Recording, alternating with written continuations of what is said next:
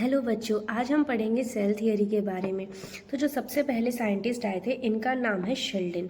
ठीक है, ये 1838 में आए थे। इन्होंने प्लांट सेल को एग्जामिन किया और प्लांट सेल को एग्जामिन करके बताया कि सारे के सारे जो प्लांट्स हैं वो डिफरेंट काइंड ऑफ सेल से मिलकर बने हुए हैं। उसके एक साल बाद 1839 में दूसरे साइंटिस्ट आए जिनका नाम था शुआन, और वो जूलॉजिस्ट थे। उन्होंने एनिमल सेल के ऊपर स्टडी की। तो एनिमल सेल के ऊपर स्टडी करके उन्होंने बताया कि सेल्स के बाहर एक थिन लेयर प्रेजेंट होती है जिसको हम लोग क्या बोलते हैं, प्लाज्मा मेम्ब्रेन बोलते हैं। फिर उन्होंने एनिमल्स के बाद में उन्होंने प्लांट सेल के ऊपर भी स्टडी की और प्लांट सेल के ऊपर स्टडी करके उन्होंने बताया कि सेल मेम्ब्रेन के बाहर, जिसको हम प्लाज्मा मेम्ब्रेन बोलते हैं, उसके बाहर भी एक अलग मेम्ब्रेन प्रेजेंट है जिसको वो एक यूनिक कैरेक्टर है किसका, प्लांट्स का। तो उस यूनिक कैरेक्टर को नाम दिया गया सेल वॉल।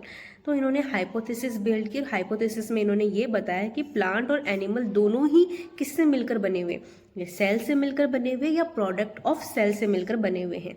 ठीक है, बट इन लोग ये नहीं बता पाए कि जो सेल है वो आता कहाँ से है। तो 1855 में एक नए साइंटिस्ट आए जिसका नाम था रुडोल्फ वर्च्यो। इन्होंने बताया कि जो सबसे पहले जो सेल्स आते हैं वो आते कहाँ से हैं। तो उन्होंने बताया जो सेल्स है वो डिवाइड होते हैं और न्यू सेल्स जो होते हैं वो पुराने सेल से मिलकर ही बने हुए होते हैं।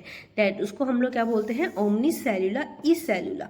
और इन्होंने फाइनल शेप दिया सेल थियरी को, और सेल थियरी के दो पोस्टुलेट रखे। पहला पोस्टुलेट क्या था कि जितने भी ऑर्गेनिज्म है वो प्रोडक्ट ऑफ सेल से मिलकर बने हुए हैं। और दूसरा पोस्टुलेट क्या है कि जो सेल्स है वो कहाँ से आ रहे हैं, they are arising from their pre existing cells. But इसका एक एक्सेप्शन है। क्या एक्सेप्शन है कि वायरस इस सेल थियरी को फॉलो नहीं करता।